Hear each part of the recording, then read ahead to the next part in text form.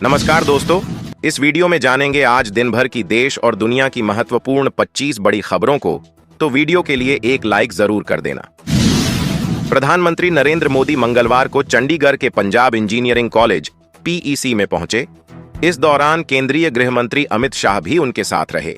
यहां उन्होंने चंडीगढ़ में हाल ही में लागू किए गए 3 नए क्रिमिनल कानूनों, भारतीय न्याय संहिता, भारतीय नागरिक सुरक्षा संहिता और भारतीय साक्ष्य अधिनियम की समीक्षा की। पहले गृह मंत्री अमित शाह ने संबोधन में कहा कि नए कानूनों के बाद हमें गुलाम क्रिमिनल सिस्टम से छुटकारा मिल गया है। अब तारीख पर तारीख का खेल खत्म हो गया है। वहीं प्रधानमंत्री नरेंद्र मोदी ने भी कहा कि अब तारीख पर तारीख के दिन लद गए। नए कानूनों से आतंकवाद के खिलाफ लड़ाई मजबूत होगी और भ्रष्टाचार के खिलाफ लड़ाई में आने वाली कानूनी अड़चन दूर होगी। आपको बता दें कि 1 जुलाई 2024 को देश भर में नए आपराधिक कानूनों को लागू किया गया था। इसका उद्देश्य भारत की कानूनी प्रणाली को समकालीन समाज की आवश्यकताओं के मद्देनजर अधिक पारदर्शी, कुशल और अनुकूल बनाना था। फिल्म रॉकस्टार में रणबीर कपूर संग नजर आने वाली एक्ट्रेस नरगिस फाखरी की बहन को लेकर एक शॉकिंग खबर सामने आई है। नरगिस फाखरी की बहन पर एक्स बॉयफ्रेंड की हत्या का आरोप लगा है। रिपोर्ट्स के मुताबिक न्यूयॉर्क पुलिस ने नरगिस की बहन आलिया को गिरफ्तार कर लिया है और पुलिस उनसे पूछताछ कर रही है। जानकारी के मुताबिक नरगिस फाखरी की बहन आलिया फाखरी अपने एक्स बॉयफ्रेंड के साथ पैचअप करना चाहती थीं, लेकिन एक्स बॉयफ्रेंड एडवर्ड जैकब्स ने उनके साथ दोबारा रिश्ते में आने से इनकार कर दिया था। इस बात पर गुस्साई नरगिस की बहन ने एक्स बॉयफ्रेंड और उसकी करंट गर्लफ्रेंड एटियन की हत्या कर दी। रिपोर्ट्स के मुताबिक आलिया फाखरी को 26 नवंबर को गिरफ्तार किया गया था। अगले दिन ग्रैंड जूरी ने उन पर फर्स्ट डिग्री मर्डर के 4, सेकेंड डिग्री के 4 काउंट के आरोप लगाए हैं। बताया जा रहा है कि अगर उन पर ये गंभीर आरोप साबित हो जाते हैं तो उन्हें उम्र कैद की सजा हो सकती है। मध्य प्रदेश के पन्ना में 4 दिसंबर से हीरों की नीलामी का आयोजन किया जाएगा। इस नीलामी में 127 नग छोटे बड़े हीरे रखे जाएंगे, जिनकी अनुमानित कीमत 4 करोड़ से अधिक है। नीलामी में 32 कैरेट 80 सेंट का हीरा विशेष आकर्षण का केंद्र होगा। साथ ही 19 कैरेट 10 सेंट और 16 कैरेट का हीरा भी मुख्य आकर्षण रहेंगे। खनिज अधिकारी रवि पटेल ने बताया कि नीलामी के लिए समुचित प्रबंध किए गए हैं। नीलामी हॉल को सर्व सुविधा युक्त बनाया गया है, जिसमें एलईडी लाइट, 8 कैमरे, टेलीविजन और सुरक्षा गार्ड की व्यवस्था शामिल है। 3 दिन तक चलने वाली इस नीलामी में व्यापारियों को हीरे देखने और उनकी जांच के लिए प्री एक्शन की सुविधा भी दी जाएगी। इस नीलामी में सूरत, गुजरात, राजस्थान सहित देश भर से हीरा व्यापारी हिस्सा लेंगे। इस नीलामी में छोटे और बड़े समेत अन्य तरह के हीरे नीलाम किए जाएंगे। बता दें कि पन्ना सदियों से बेशकीमती हीरों का भंडार रहा है। यहाँ की जमीन भी हीरे निकलते हैं, जो कई बार लोगों की किस्मत रातों रात बदल देते हैं। विदेश मंत्री एस जयशंकर ने बुधवार को लोकसभा में वास्तविक नियंत्रण रेखा यानी एलएसी पर मौजूदा हालात की जानकारी दी और बताया कि अब हालात बेहतर हैं। इसके साथ ही उन्होंने सीमा पर शांति का पूरा श्रेय सेना को दिया और बताया कि हमारी चीन के साथ बातचीत जारी है। उन्होंने कहा कि भारत और चीन के संबंध 2020 से असामान्य थे, जब चीन की कार्रवाइयों की वजह से सीमावर्ती क्षेत्रों में शांति बाधित हुई। एस जयशंकर ने कहा कि पूर्वी लद्दाख में अप्रैल-मई 2020 में चीन के सैनिकों के जमा होने से कई बिंदुओं पर टकराव की स्थिति बनी। हम चीन के साथ इस दिशा में काम करने के लिए प्रतिबद्ध हैं कि सीमा मुद्दे पर समाधान के लिए निष्पक्ष और परस्पर स्वीकार्य रूपरेखा पर पहुंचें। भारत सरकार ने 2 बड़ी कंपनियों के खिलाफ कार्रवाई की है, जो देश में लिथियम बैटरी इंपोर्ट करती हैं, और एक तीसरी कंपनी की जांच कर रही है। यह फैसला भारत में चीन से आने वाले खराब क्वालिटी के पावर बैंकों के बढ़ते बिक्री के कारण लिया गया है। ये पावर बैंक जितनी कैपेसिटी का दावा करते हैं, असल में उनकी कैपेसिटी उससे आधी या उससे भी कम होती है। भारतीय कंपनियां सस्ते में खराब बैटरियां खरीद रही हैं और फिर उन्हें महंगे दामों पर बेच रही हैं। इससे ग्राहकों को भी नुकसान होता है। इस महीने की शुरुआत में बीआईएस ने 2 चीनी बैटरी सप्लायर्स, ग्वांगडोंग सीवासन न्यू एनर्जी टेक्नोलॉजी और गांजौ नोवल बैटरी टेक्नोलॉजी का रजिस्ट्रेशन रद्द कर दिया। ये दोनों कंपनियां मिलकर भारत में इस्तेमाल होने वाली आधी से ज्यादा लिथियम बैटरियां सप्लाई करती थीं। उद्योग सूत्रों के मुताबिक एक तीसरी कंपनी गंजो ताओयुएन न्यू एनर्जी की भी जांच की जा रही है। खबर है कि ताजमहल को बम से उड़ाने की धमकी मिली है। धमकी भरा ईमेल आने के बाद ताज पर पुलिस अलर्ट हो गई है। बम निरोधक दस्ता सहित अन्य टीमें पहुंचकर जांच में लगी हुई हैं। डीसीपी सिटी सूरज राय ने बताया कि धमकी भरा ईमेल आया है और जांच की जा रही है। ईमेल किसने और कहां से भेजा यह पता कराया जा रहा है। वहीं ताजमहल के आसपास सुरक्षा पहले से ही रहती है, उसे और पुख्ता किया गया है। चेकिंग की जा रही है कि किसी तरह की संदिग्ध वस्तु तो नहीं रखी गई है। बांग्लादेश में हिंदू धर्मगुरु चिन्मय कृष्णदास प्रभु के मामले की लड़ाई लड़ रहे वकील रमन राय पर हमला हुआ है। गंभीर हालत में उन्हें अस्पताल में भर्ती कराया गया है। इस्कॉन कोलकाता के प्रवक्ता राधारमण दास ने सोमवार को यह दावा किया। दास ने इंटरनेट मीडिया प्लेटफॉर्म एक्स पर की गई एक पोस्ट में लिखा कि कृपया वकील रमन राय के लिए प्रार्थना करें। उनकी केवल यही गलती थी कि उन्होंने अदालत में चिन्मय कृष्ण प्रभु का बचाव किया। इस्लामी कट्टरपंथियों ने उनके घर में तोड़फोड़ की और उन पर गंभीर हमला कर उन्हें आईसीयू में पहुंचा दिया, जहां वह अपनी जिंदगी के लिए संघर्ष कर रहे हैं। बता दें कि बीते 25 नवंबर को चिन्मय दास को बांग्लादेश में गिरफ्तार किया गया था और मंगलवार को अदालत ने उनकी जमानत खारिज करते हुए जेल भेज दिया था। हिजबुल्लाह के साथ पिछले सप्ताह लागू हुए युद्ध विराम के बाद इजरायल ने लेबनान में अपना सबसे बड़ा हवाई हमला शुरू किया है। सोमवार 2 दिसंबर को किए गए इस हमले में कम से कम 11 लोगों की मौत हुई है। इजरायल ने ये हमले लेबनान से हिजबुल्लाह के मोर्टार दागे जाने के बाद किए हैं। पिछले बुधवार को 60 दिनों के युद्ध विराम को प्रभावी होने के बाद हिजबुल्लाह का इजरायल के ऊपर मोर्टार दागे जाने का यह पहला मामला है। इन हमलों के बाद युद्ध विराम के बने रहने को लेकर आशंकाएं उठने लगी हैं।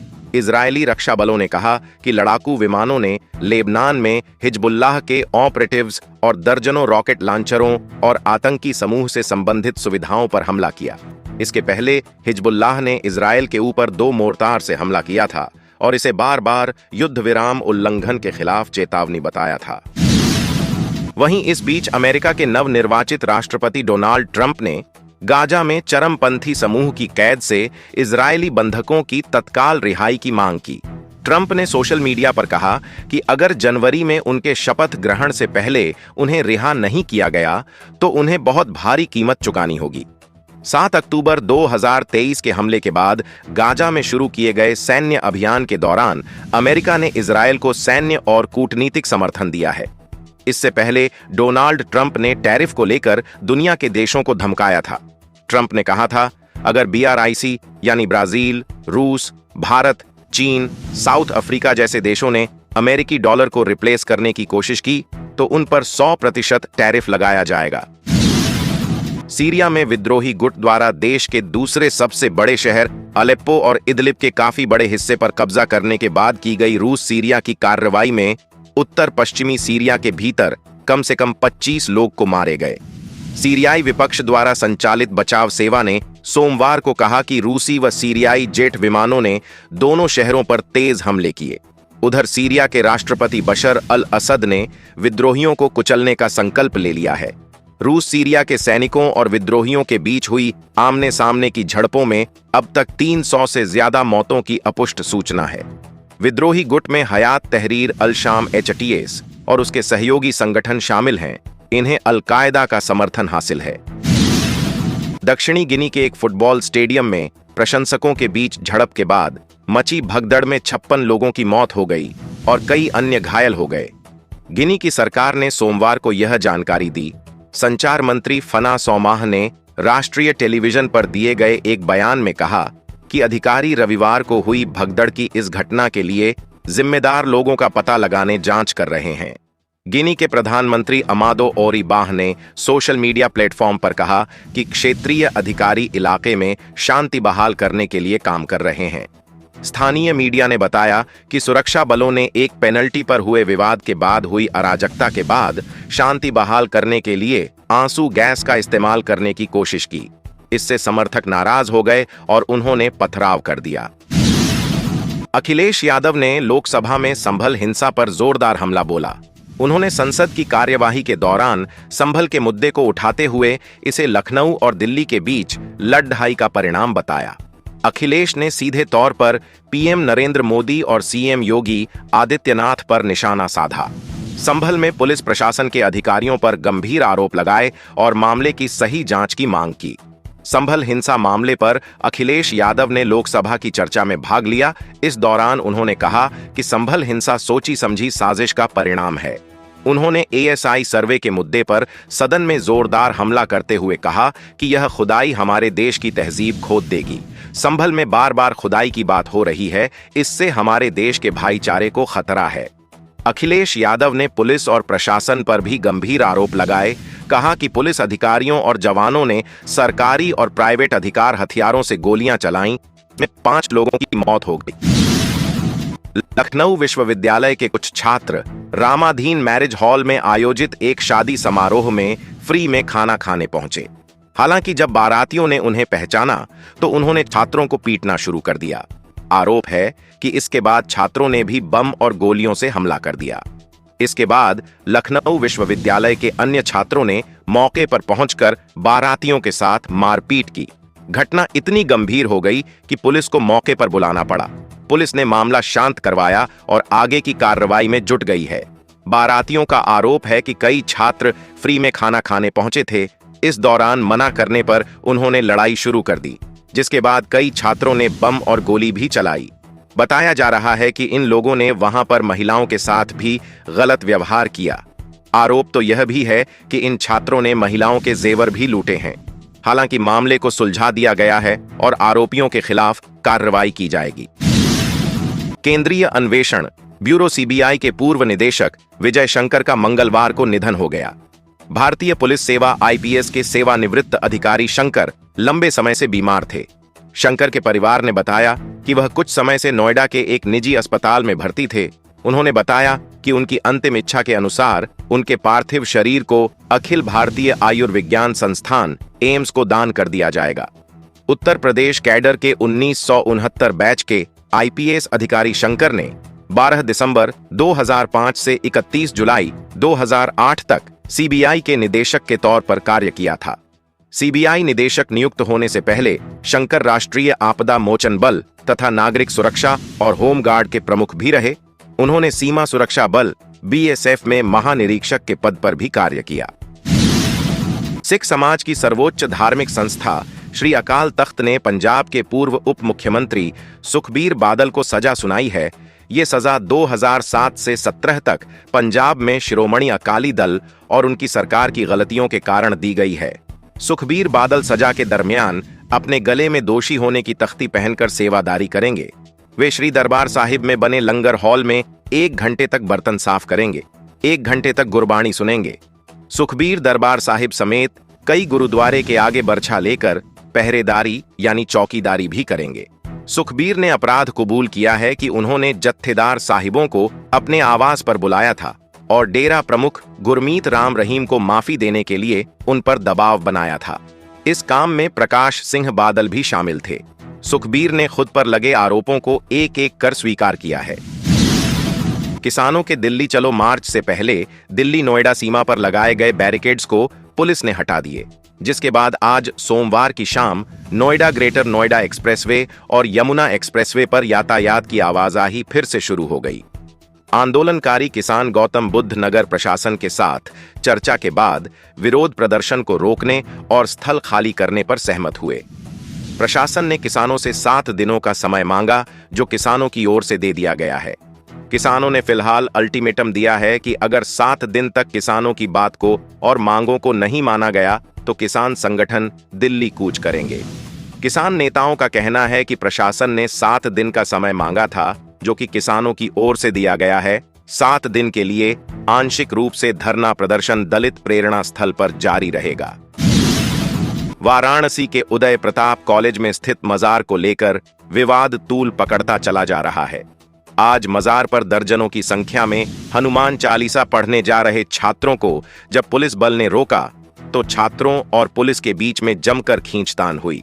स्थिति को नियंत्रण में करने के लिए पुलिस ने 9 छात्रों को हिरासत में ले लिया है। दरअसल यूपी कॉलेज के मजार का विवाद उस वक्त बरहा जब कुछ दिनों पहले सेंट्रल सुन्नी वक्फ बोर्ड की तरफ से वर्ष 2018 में कॉलेज प्रशासन को भेजे गए एक नोटिस के तहत मजार की जमीन पर दावा किया गया था। इसके पहले छात्रों और प्रदर्शनकारियों ने कल कैंपस में वक्फ बोर्ड का पुतला भी फूंका था। वहीं दूसरी ओर वरुणा जोन के डीसीपी चंद्रकांत मीणा ने बताया कि कॉलेज के प्रिंसिपल की ओर से ऐसी शिकायत की गई थी कि कॉलेज में कई पालियों में परीक्षाएं चल रही हैं और शांति व्यवस्था की जरूरत है, जिसके तहत पुलिस पहुंची है। बंगाल की खाड़ी से उठे फेंगल तूफान के असर के चलते तमिलनाडु में 12 मौतें हुईं। यह बात मुख्यमंत्री स्टालिन ने सोमवार को प्रधानमंत्री मोदी को लिखे लेटर में बताई। उन्होंने लिखा कि हमारी पूरी कोशिश के बावजूद सब कुछ तहस नहस हो गया।